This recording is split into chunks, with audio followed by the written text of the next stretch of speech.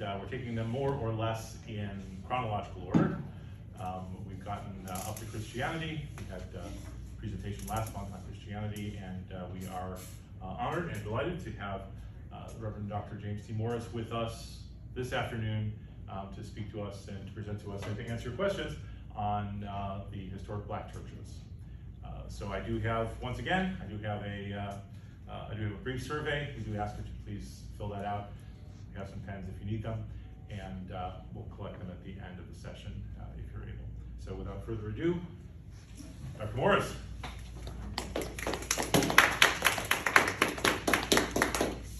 Thank you very much. An applause before I begin.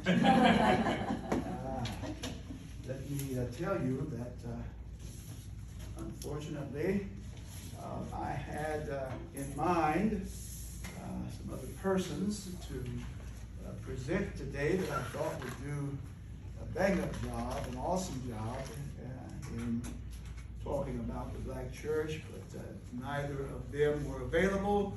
So unfortunately, you get me. Wow. And I shall try to do justice to the discussion that's at hand. I'm grateful to David for inviting me to find someone, and that's basically what his email said to me.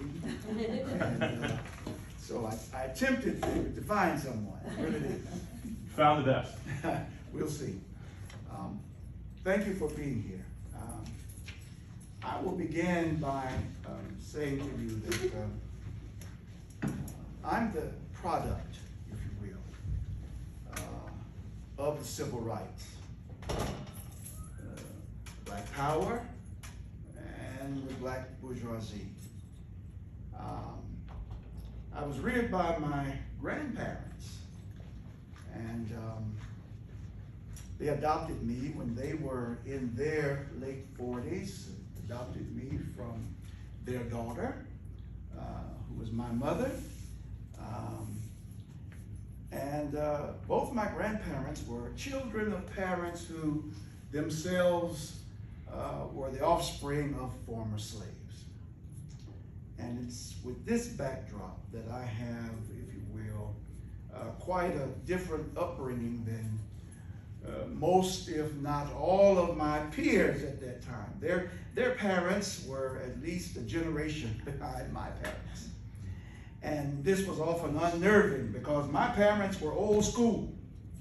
And my friends, their parents were much more, freer with their parenting lifestyles than were my parents. And so much of my life was impacted by my grandparents' rural post-slavery upbringing and their stories about having grown up African American in the South, the Jim Crow South, and dealing with all that they were charged to deal with and still be good citizens, and still be good parents, still be good family and community leaders. I heard those stories, if you will, challenging, cringing, frightening stories about racism and what they had to endure, what they had to go through. And these stories, I'll use this phrase, colored how I was raised and how I was taught to deal with white people. I've evolved somewhat, and I would be less than truthful if I didn't acknowledge how their experiences impacted my perceptions at first. And how that has marked the way I raised my three sons. Compounded by the fact that almost every week now, you hear of another incident that causes racial tension, that splashes across the headlines and social media news feeds. And like many black parents, I still fear for my 3 sons' lives. I've had to have that dreaded talk with them that every responsible black parent has with their children, particularly their male children. And it's a talk that's our way of preparing them for what it means to be and live black in America today. And what's most disheartening is the fact that my grandparents, my father and my mother, had to have the same talk with me. And their parents had the same talk with them. And their parents before had the same talk with them. So here we are today with one generation's pain and fears passed on to the next generation and the next generation and the next, linking all of us inexorably to our not too distant past. I'm telling you this as I take a framework, as I prepare to get into the real discussion. I'm taken aback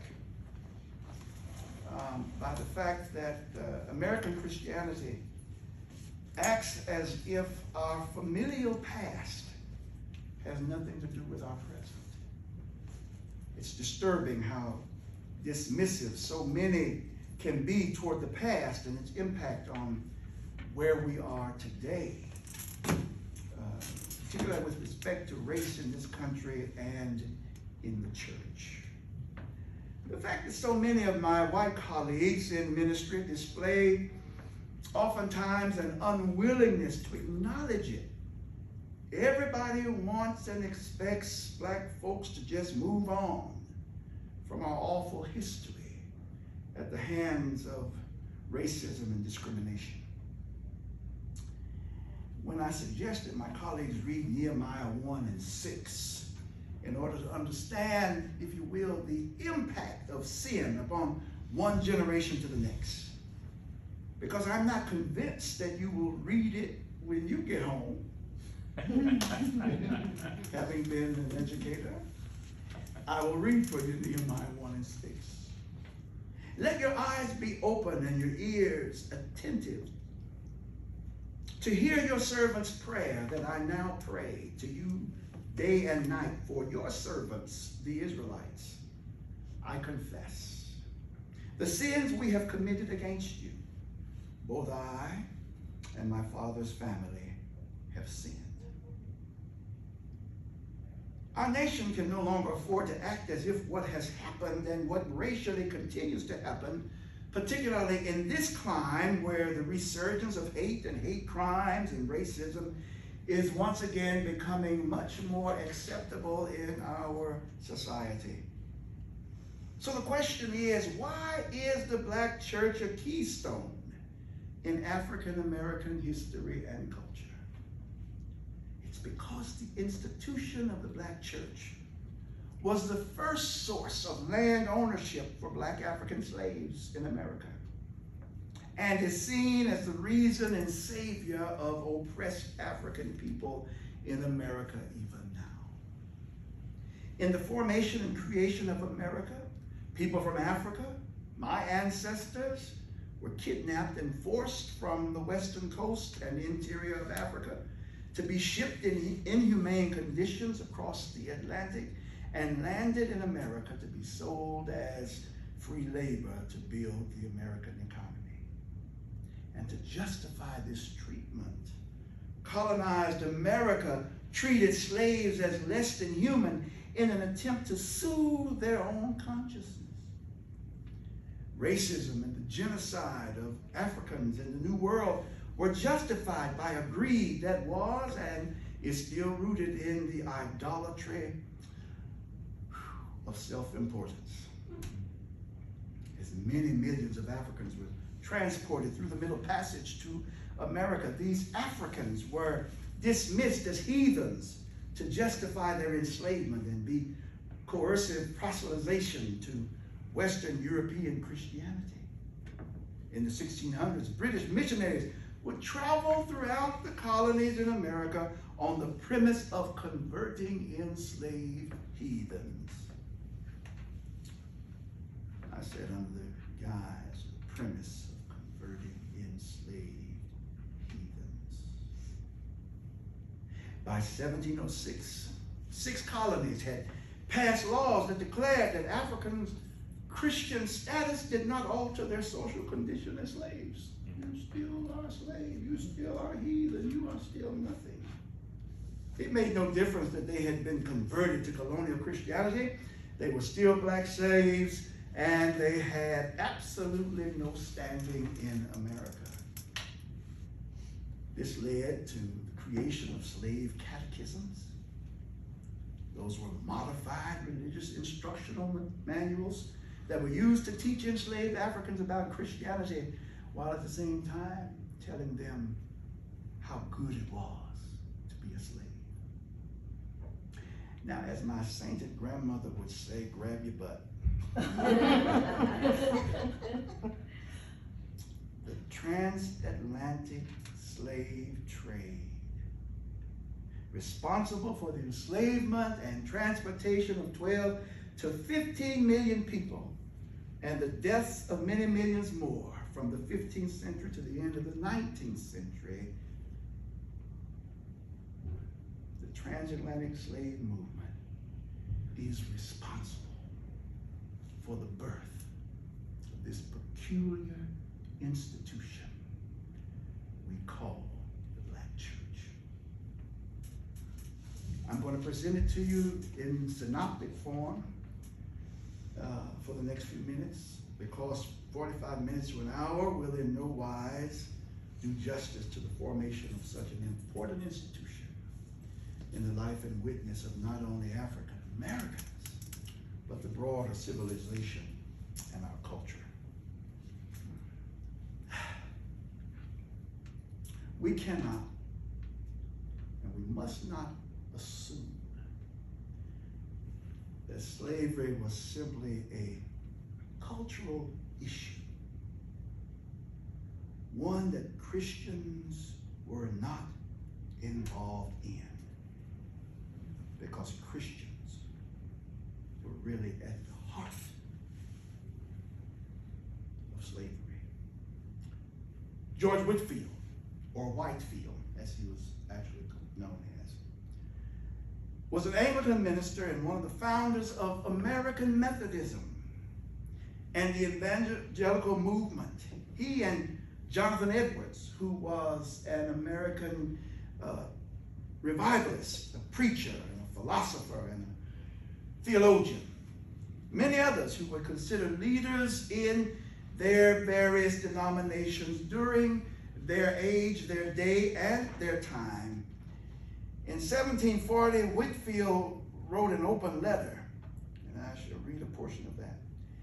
He said, "Your dogs are caressed and fondled at your tables, but your slaves, who frequently are called dogs and beasts, have not an equal privilege. They are scarce permitted to pick up the crumbs which fall from their master's tables. Although I pray God the slaves may never be permitted to get the upper hand, yet should such a thing be permitted by providence, all good men must acknowledge the judgment would be just."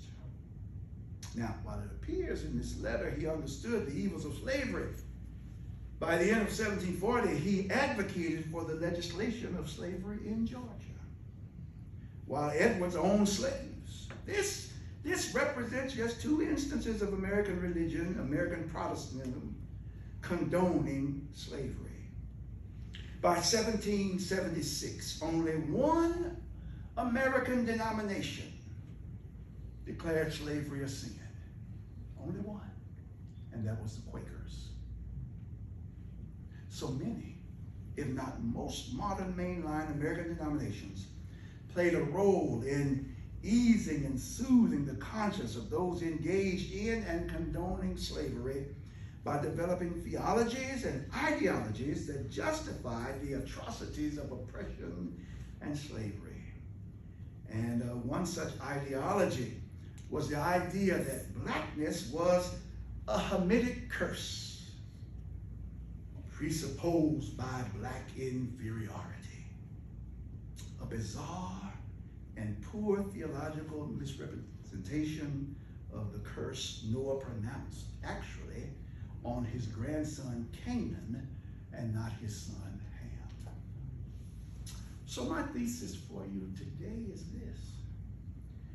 The idea and belief by many leaders of American Protestantism that blacks were cursed cemented the foundation for the creation of the black church in America. It's what the idea of the black church was founded on. Beyond that and further, black churches that started before the end of slavery exploded after Reconstruction because of racial biases of white Christians that still continued. In African American history and culture, the church has long been central to black life. In essence, the term black church, though, is actually a misnomer. It's a misnomer because it implies that all black churches share the same aspirations, employ the same strategies, and form cohesive African communities. That is to say that one community is the same as the next. That's a misnomer. Black communities and churches differ from region to region, sometimes from neighborhood to neighborhood, divided along social lines and made up of persons from different and varying economic and political philosophies. Black churches and communities in urban centers differ vastly from those in rural settings. Historically, for instance, Methodist and Baptist denominations became separate organizations based upon education, economic levels, and skin color, and what is considered standards of civilized behavior.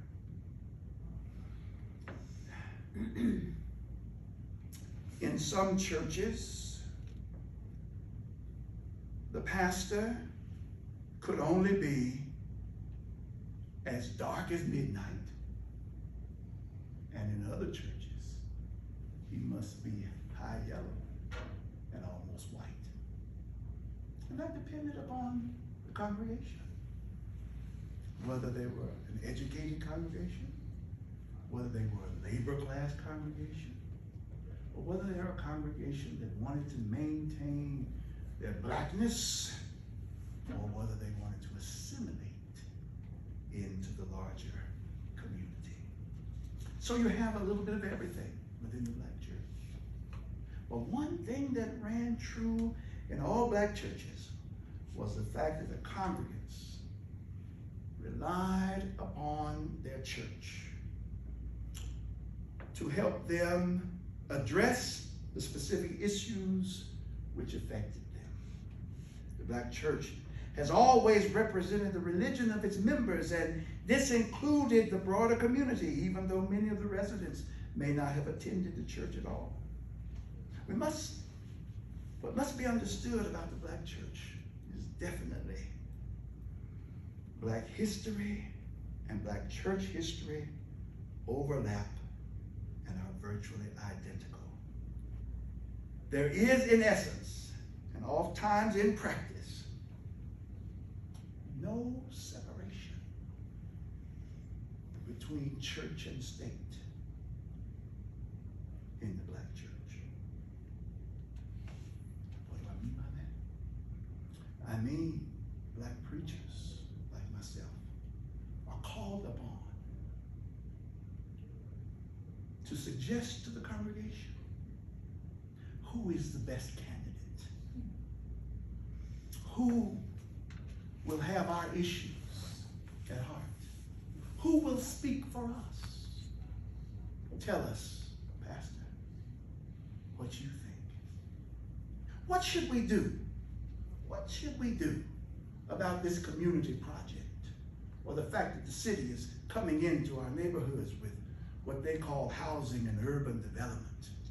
And they're telling our people that they're poor, that their living conditions are substandard, that their homes are shacks.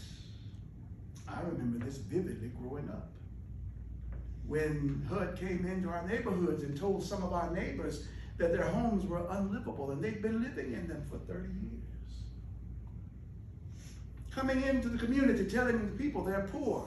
They didn't know they were poor because everybody else was at the same level. We're not poor. We're taking care of each other. We're living our lives. God is blessing us. What do you mean? So, preacher, should we let them take our house? They've offered me to tear down my house and build me another house. Should I let them do it? Can I trust the government? And then the preacher would sit them down and say, well, if you want a new house, you have to let them do it. But here's the key, here's the kicker. Your home is paid for. But if they build you a new one, you're not going to have a mortgage. And so they needed the black preacher to advise them in things that were community-based. And this is part and parcel because after emancipation, black churches became the only place for African Americans to find refuge. And it is still the imagined home of all things black and all things Christian. Both during and after the end of slavery, African Americans began to establish their own congregations, parishes, fellowships, associations, and yes, denominations. The major historically black Protestant denominations were and still are to this day the African Methodist Episcopal Church, formed in 1816, the African Methodist Episcopal Zion Church, formed in 1821, the Christian Methodist Episcopal Church, of which I am a member, in 1866 and ratified in 1870. The National Baptist Convention came into being in 1880, the Church of God in Christ, 1897, National Baptist Convention of America, 1915, Progressive National Baptist Convention, 1961, Full Gospel Baptist Church Fellowship in 1994. These predominantly black churches played vital roles in black society, even outside the sphere of religion. Now, when discrimination barred black people from access to various public amenities, many black churches offered job training programs, insurance cooperatives, circulating libraries, athletic clubs, you name it, the black church provided. The black church also educated our children. It provided schools when our children couldn't go to other schools. At the turn of the century, in the early 1900s, it saw the founding of small non-Christian black religious organizations which urged black people, 1900s now, to view themselves as Asiatic or Moorish or as descendants of ancient Israelites. These groups contended that American Christianity had failed black people. And many of these groups drew from narratives of Islam as an African religion. Now, if you remember, I said a little while ago that Christians, American missionaries, purported to bring religion to heathen Africans. You must remember that Africa is the cradle of civilization. And as such, there was religion. There was Islam. There was Catholicism in Africa. And many of the slaves who were drugged from Africa to America were either Islamic in their belief or they were Christians because they were a part of Catholicism. So the whole idea that American missionaries had to save the heathens from Africa is erroneous. What was troubling and what was difficult was they didn't understand their style of worship. They didn't understand. that in their worship, not only was there Christianity, but there were other elements that had to do with healing. There were other elements that had to do with the community that were weaved into their faith. And it played out on Sunday morning when worship took place. So it seemed like what they're doing is heathen. First of all, the slave owners didn't understand their language. And so what they were speaking seemed like it was coming from a mad person's mouth. What are they saying? And then their lyrical spasms and their emotive behavior added to that. And so they said, these people must be heathens. They must be crazy. They need God. They had God all along. It was just the God of their culture. The Nation of Islam, which became the most prominent of these groups, was founded on American soil in Detroit in 1930 by a man named Wallace Ford. Elijah Muhammad, who led the group from the mid-30s until his death in 1975, Muhammad preached the need for financial and economic independence for black people and black communities. And I mention him because that's who most people remember Elijah Muhammad. There were others before him. There were others after him. But the separation from races was a logical response to racism from white people. And Elijah Muhammad told the Nation of Islam that they should not vote in U.S. elections and they shouldn't serve in armed forces because white America had no honor and did not care about black people.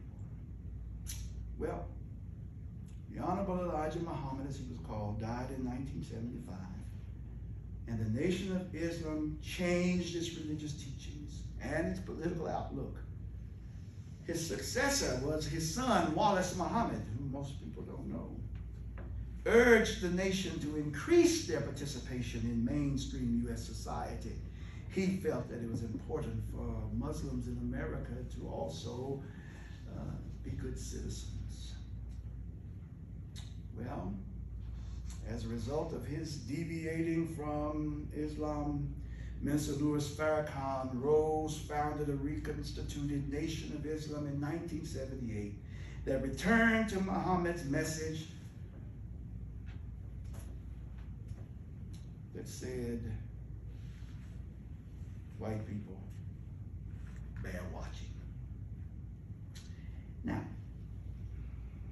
there were other black groups that formed during this time, and in the late 70s, and they were the Moorish Society. They call themselves a science temple, and they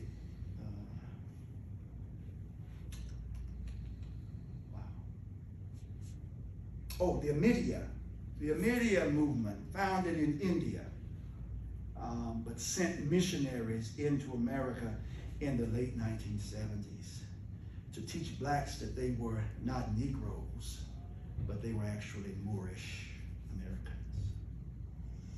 It was designed to link black Americans and Muslims of Northeast Africa, known as Moors, who ruled most of the Iberian Peninsula centuries earlier.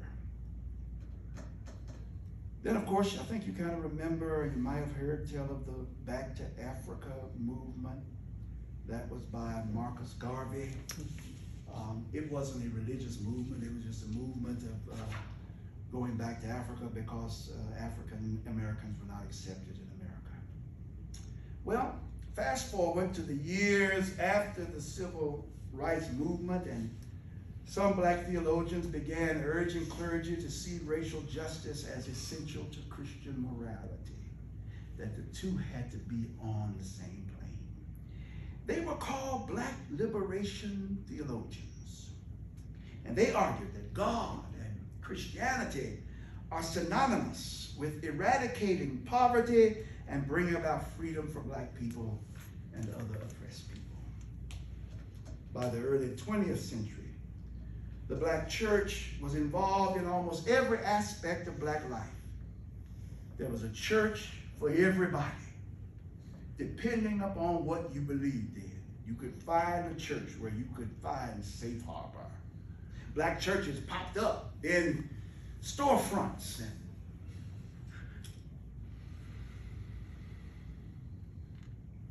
communities, in houses that had been abandoned by their owners because black folks needed some place to go and some place to worship.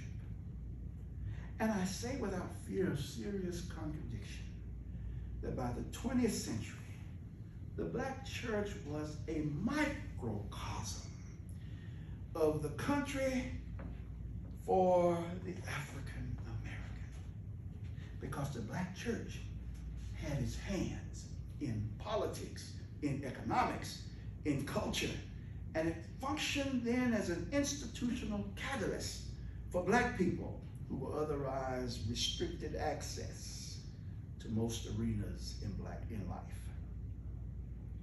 Now today, 2/3 of African Americans, 2/3 of black folks in America identify with the church and identify as Protestants. That's 4 in 10 Americans overall. And at the same time, Protestantism alone does not define the black religious experience. Before converting to Protestantism, black folks followed traditional West African religions, such as Islam and Catholicism, as I mentioned before. And I think it's important to note here that American Catholicism, unlike Protestantism, tended to welcome Africans and converted them to American Catholicism with little fuss. That's why the Catholic Church grew with black folks in America. The Anglican Church of the British colonies were notoriously hesitant to and reluctant to welcome in African enslaved people, and so that would cover the Episcopal Church. Nevertheless, a vast majority of enslaved Africans brought with them a diverse set of spiritual and religious backgrounds, as I said before, from Christianity to Islam. And it was the imagining and outright lie that Africans were godless that helped to add again to the rise of the black church. Because Southern Americans rationalized that it was divine providence that brought Africans to America, not greed because of slavery. And slavery was not evil. Slavery was righteous because it offered to those heathens the chance to be saved. Yet the reality is, the founding of the black church, go to this again, was born out of a refusal of white America to accept black people into their churches as their equal in every respect.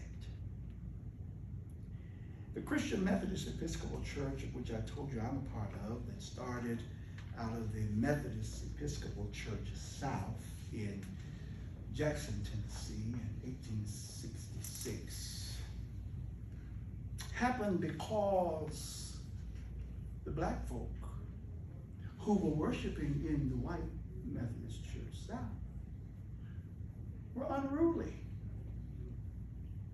They were too loud in worship. Sometimes you couldn't hear the choir singing for the shouts of amen from the black folk. You couldn't hear the preacher because they would interrupt him with, "Come on, preacher, say amen. That's it. Tell them." And so the question came up, what are we going to do with this noisy colored group in our churches? Somebody said, well, put them in balconies. We've already done that. And they're just as loud in the balcony as they were at the back. Well, offer a different time of worship for them. Well, we tried that. But the preacher became frustrated because when we gave them their own service, they took over. Our litanies could not be completed. Our worship was hijacked. What are we going to do with them?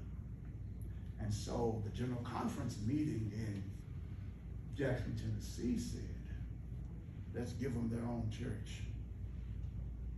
Let's give them some buildings and put them over there and let them worship.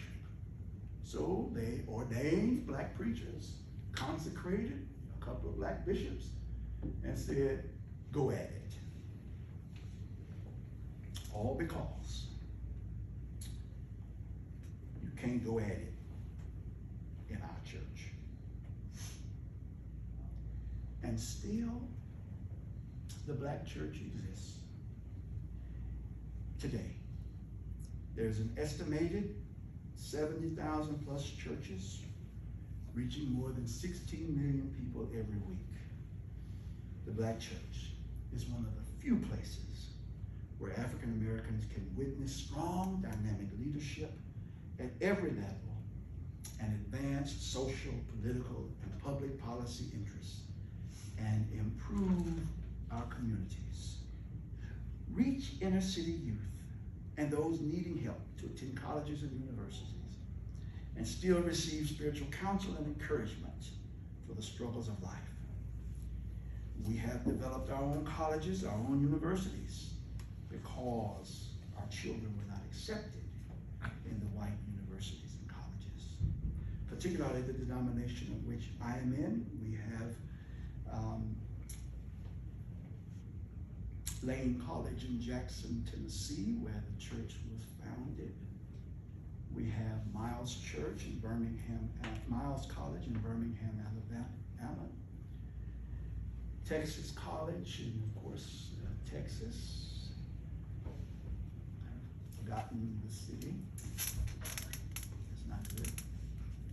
But then we also have Payne College in Augusta, Georgia, and the Interdenominational Theological Center, Phillips School of Theology in Atlanta, Georgia. All of those colleges were started in the Jim Crow era, post-Jim Crow era. They're still functioning today to educate black children, some of whom can't get accepted in what we call mainline colleges because one, they don't have the funds, and two, in some respects, they don't have a strong enough GPA to get in. Some of the GPA levels are below 2.5.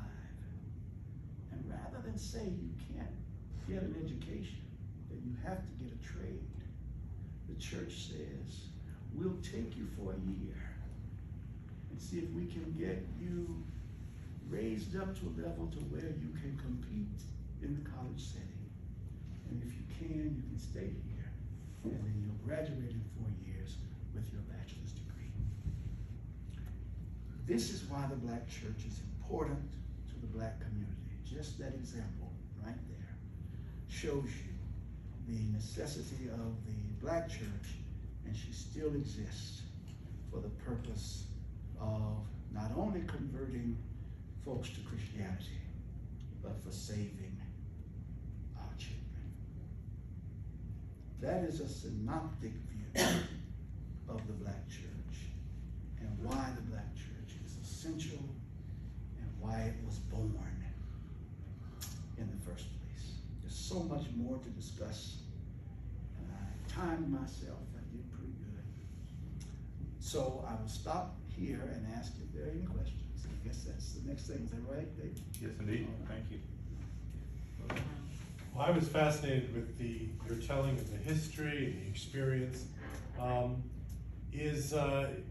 Is the modern black church using technology to communicate these ideas and history? Yes, absolutely, absolutely.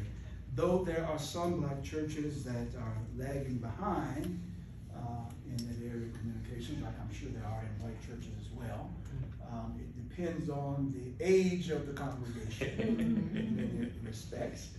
And then those congregations that are older, they are pushing to get their grandchildren to take over and do those kinds of things, but certainly they are. Mm-hmm. Yes. Where are you from, sir? I'm from Paducah, Kentucky. That's in western Kentucky. I'm from Nashville. Nashville, so you know Paducah. Yes, that's where I'm from. I moved down here. I just moved down here in November, but I was fascinated by everything you were talking about, your grandparents, and then how white the white church is, and how I grew up Southern Baptist, and how spiritless it was, and you had your traditional stand up, sit down, stand up, sit down. The preacher would read something, blah, blah, blah, and then there goes the service, and everybody gets up and leaves. And then when I've been to black churches, or I've been to churches that have spirit-filled time, it's completely different, and you may end up spending an hour and a half, but who cares? And the whole time has just been filling. That is, and historically, that has been the case in most African American churches, but as I mentioned also, because we're not monolithic, there are African Americans who shun spirit-filled worship. I mean, they think it's barbaric, as whites did back during the time of slavery. And they say, because we are educated, we know better. Yeah. And education means that you conduct yourself in Well, a certain way. is that where you get the high yellows? That's it. You know, I never thought about that. Never thought of that. And so laborers would that be the darker skinned Yes. masters? Yes, in most cases. And it goes even back further to what we called slave Negroes and house Negroes. Those who worked in the master's house were of a different culture, more refined, of course, because they learned that from the master, to be this way, to be that way, from the woman of the house. Field people would talk, all you're doing is picking cotton or chopping sugar cane. Yeah. I did my family genealogy, and I debated on putting that in. It was like, I can't be ashamed of what my ancestors did. That was their choice. You know, you look in the early census, and it'll say like male, black, Yes. 7 to 15 or whatever. But my mom, she grew up in Murfreesboro. And my mom was born in 1917. And she was one of 11 children. So back then, that's what you had, that was your instant yard birds. Right. But my mom said that they did have people, black people that lived with them. Of course, she called one guy Uncle Pete because he was just like family to them.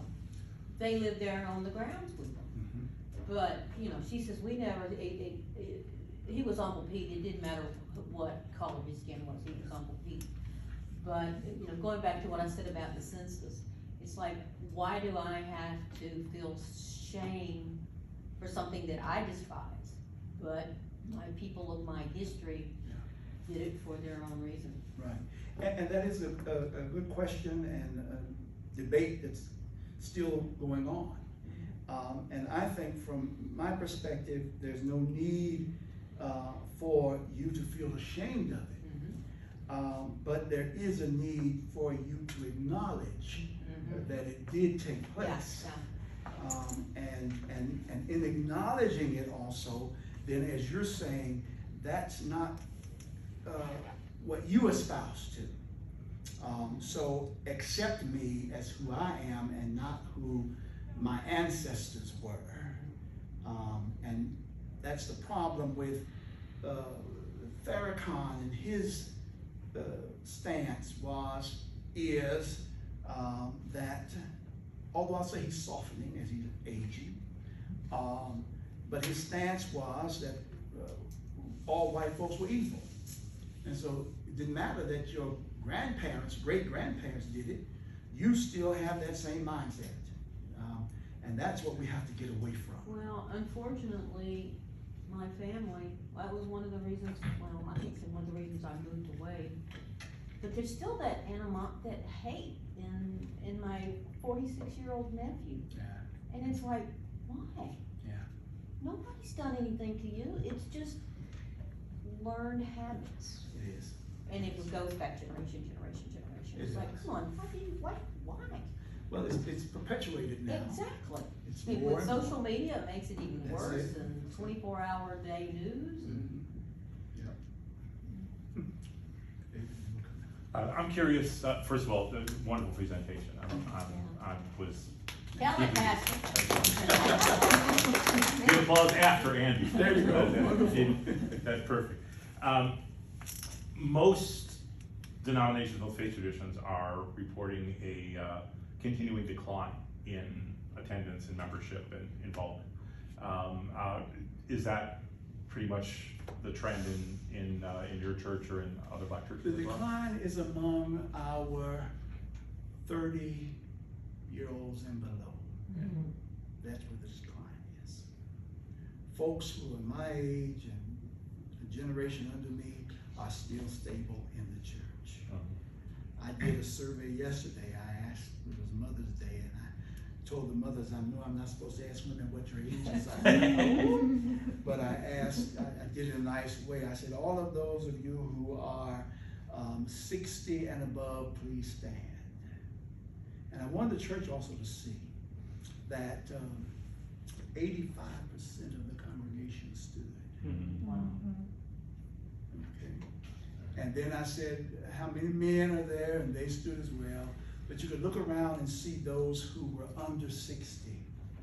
And in the black church, as I said, you have this drop off 30 and younger. It's hard to get them back. Many of them, unfortunately, I'll say this, the mainline denominations are struggling. Right. Okay?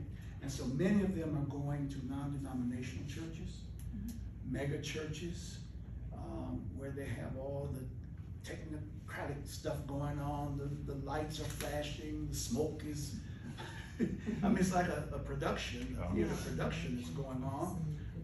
And that draws the younger crowd. They enjoy that. And in the mainline denominations, we don't do that. Right.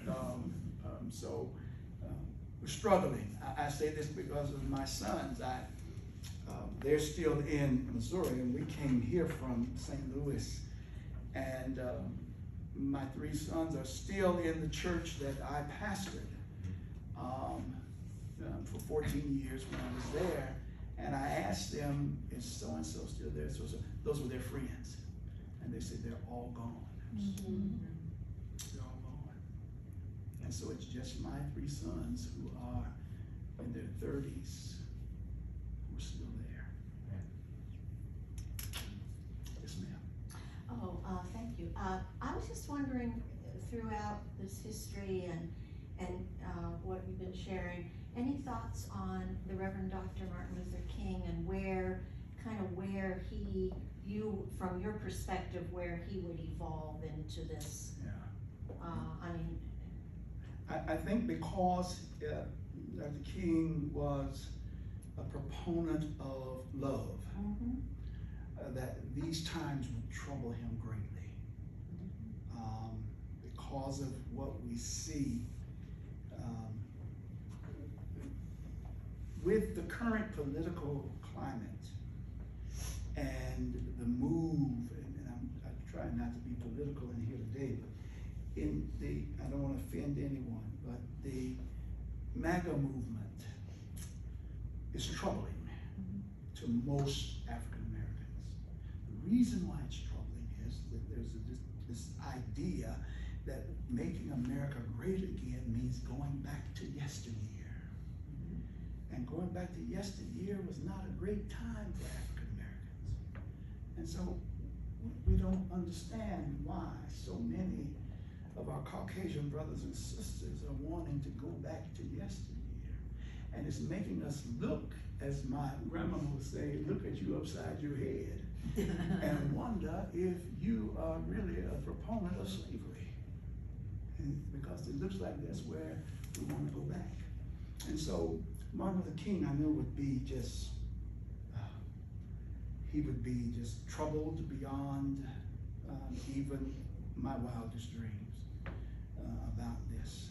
His movement of nonviolence was, of course, a great victory for African Americans, desegregation, which the idea was good, but I have often said, and I've gotten in trouble by saying this in educational settings where we listen to other professors talk to us, but I said that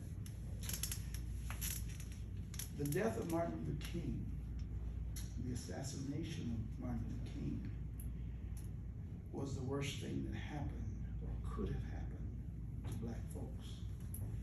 Because while we got the right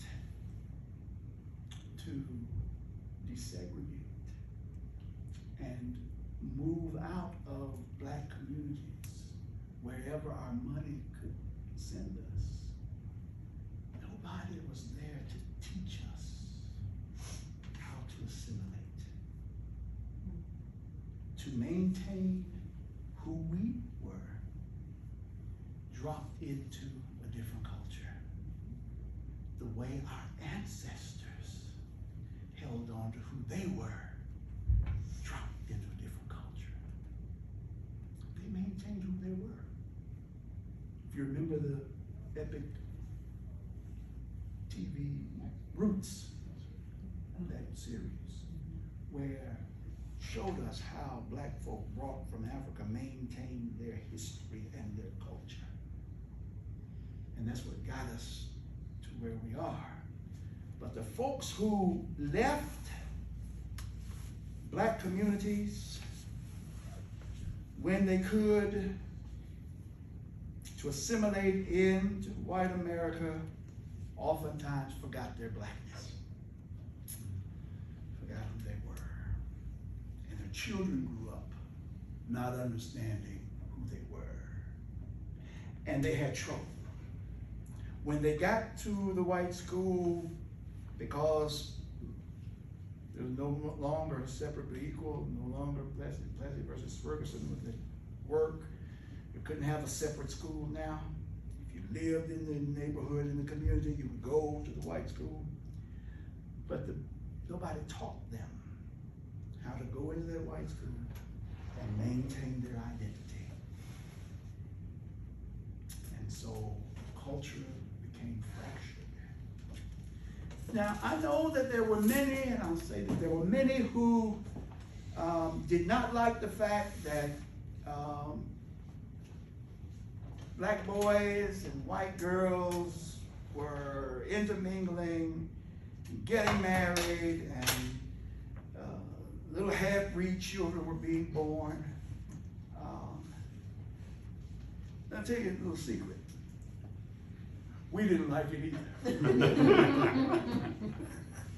Okay. Yes. So I think Dr. Reverend Martin Luther King also said something to the effect of 11 a.m. on Sunday morning is Yes. the most Most segregated hour And, I think that's kind of still true today, but listening to you speak, I'm wondering like, that's maybe, cause I don't know, I'm wondering like, could white churches and black churches like become multiracial, or is there really like a dynamic of black church that really needs to stay culturally unique? I hear you. Wouldn't that be the mega churches? Yeah, that's a great debate that's going on.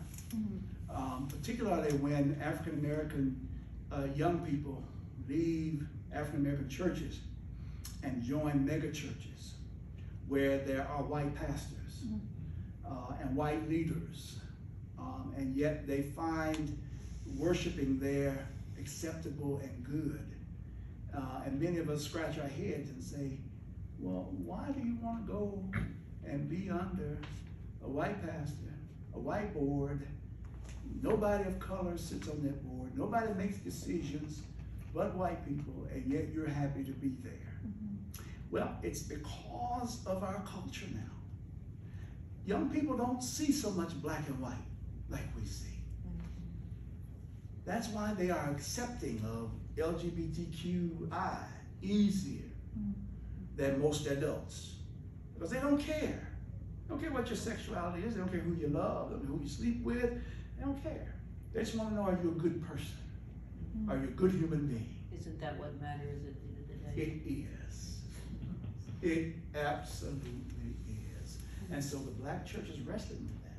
Because, yeah, we want people to be good, but we don't want to lose the black church either because of what it has meant. And then there are some young black people who tell us, oh, let go of the 60s. This is 2024, and what we're telling them is what you don't see is that there is a dominant culture that wants to take us back to before the 60s. So we can't forget them, because if we forget them, it will repeat itself very easily. So we must hold on to that and say, we can't go back there. So at the beginning you talked about the talk, which it's a talk about racial dynamics. Yes. So does the black church incorporate the talk into like their religious education? Yes. Absolutely. Absolutely. Can I send my white kids there? Yes, you can. There are Sunday school teachers who are determined. They will weave that into the lesson, and you wonder, how did they do that? Okay, all right, I accept it. But yes, absolutely. Good to know. All right, well, I don't know, do we have more time? Are there any other questions? You have a little bit more time? Yeah, go I ahead, please. just wondered, you know, from my viewpoint, with the denominations, right? Like you've got evangelical, Southern Baptist. If they're white, a lot of times they're voting Republican, anti-LGBT, you know, pro-life. Black churches with souls to the polls, you know, maybe more democratic.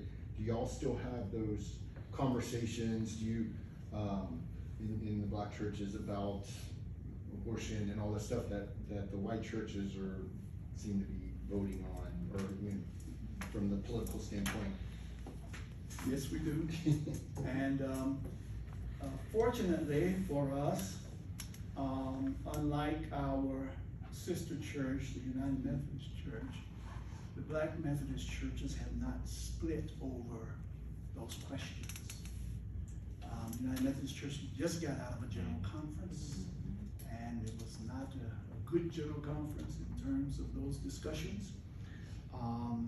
And while we do have those discussions, there is this attempt to maintain the solidarity of the church by accepting, not don't ask, don't tell, but accepting persons who are LGBTQI, but not making a fuss about it. It has been said oftentimes that in the black church, many of our musicians are LGBTQI. choir directors, LGBTQI. So the question was, well, do we tell them that they can't direct and they can't play the organ? And then somebody says, and go back to the music we had? Are you kidding me? So there is an acceptance and acquiescence in many instances. But in some instances, understand that there are some black denominations, particularly Pentecostals, like the Pentecostals of the white denominations, who say absolutely not, that you cannot be gay and love God. You cannot be gay and be loved by God. Now, I don't know what Bible they read. Mhm. I don't understand it for the life of me, but that's what they hold on to. And I say this too, how can any black church discriminate against someone else when we were born out of discrimination? We found our freedom in discrimination. Allow others to find their freedom and their way to worship God, even though they may be gay, lesbian, transgender, what have you. I think we have time for, one more question. Yes, Do you feel that the recent vote, which was like the first vote, and it was very one-sided, will open up a level of acceptance from the white population of the Methodist Church because of the acceptance of the LGBTQ pastor and the willingness to marry? Will that ease the prejudice toward more inclusion and more diversity into the church, whether it be racial or ethnic, or is there any, do you see that as a movement that might help others into the thing? It might, it's a slow movement. Slow, yeah. Because I remember the creation of the BMCR, Black Methodist for Church Renewal. And that was a group that blacks in the Methodist Church formed because the church was not even, this was in the 80s, was not even fully accepting of black pastors. And so they formed that, and that was the hopes of things easing. There are more black pastors with white congregations and white pastors with black congregations in the United Methodist Church than there were in the 80s, but it is a slow. It's very hard. It's very hard. Yeah. So it will take some time. I agree. Thank you. All right. Thank you so much. Thank you very much.